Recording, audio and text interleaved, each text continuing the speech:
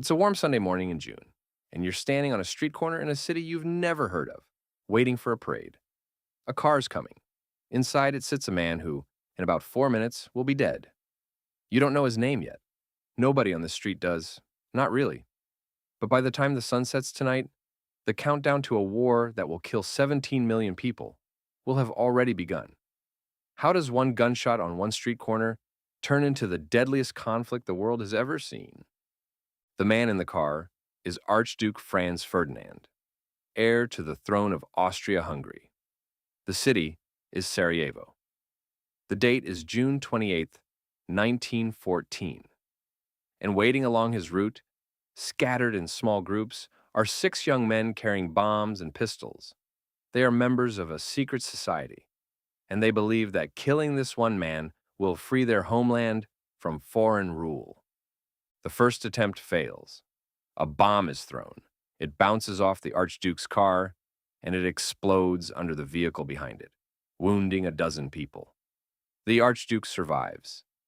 He is furious, but he insists on continuing his visit. He wants to check on the injured at the hospital. Here's where it gets strange. His driver takes a wrong turn, directly into a side street, and by pure chance, stopped on that very corner, is a 19-year-old named Gavrilo Princip, one of the conspirators who believed his mission had already failed. He steps forward. He fires twice. One bullet hits the Archduke. The other hits his wife, Sophie. Both die within the hour. You might expect that a single assassination, however tragic, would end there. A funeral, an arrest, a trial. That's what usually happens when a political figure is killed. But this time, something different happens. Because Europe in 1914 is not a collection of separate countries. It's a machine built entirely out of promises. Austria-Hungary blames Serbia for the assassination and demands an unprecedented level of control over Serbia's internal affairs. Serbia agrees to almost everything, but not quite all of it, and that's enough. Austria-Hungary declares war. Now watch what happens next, because this is the part that turns a regional dispute into a global catastrophe. Russia has promised to protect Serbia, so Russia begins mobilizing its army. Germany has promised to support Austria-Hungary, so when Russia mobilizes, Germany declares war on Russia. France has promised to support Russia, so Germany, expecting France to join the fight, declares war on France too, and invades through Belgium to reach it faster. Britain has promised to protect Belgium's neutrality, so Britain declares war on Germany. In the span of about a week, 5 major powers go from peace to war, not because they wanted to fight each other, but because each one had already promised to defend an ally, and none of them could back out without breaking that promise. Historians call this the alliance system, and it worked exactly like a row of dominoes standing on end. Nobody had to push all of them. Somebody only had to push the first one. It's worth pausing here, because this is the detail most people miss. The assassination of Franz Ferdinand didn't cause World War I by itself.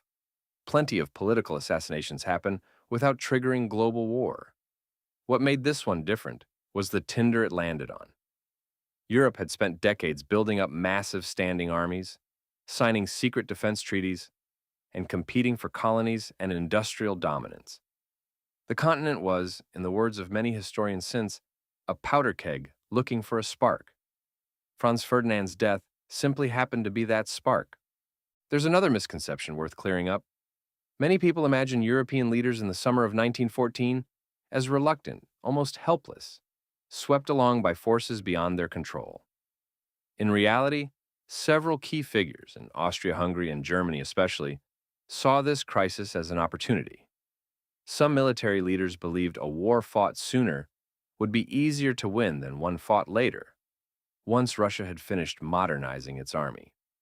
The alliance system created the mechanism for a wider war, but human decisions, made by specific people who believed they could win, pulled the trigger. By early August 1914, what began as a targeted political killing in Sarajevo had become a war, stretching from the trenches of Belgium to the deserts of the Middle East. Soldiers on both sides expected it to be over by Christmas. It would last 4 more years, draw in nations from every inhabited continent, and introduce the world to a new kind of warfare, one fought with machine guns, poison gas, and trenches that barely moved for years at a time. And it all traces back to a wrong turn on a side street in Sarajevo.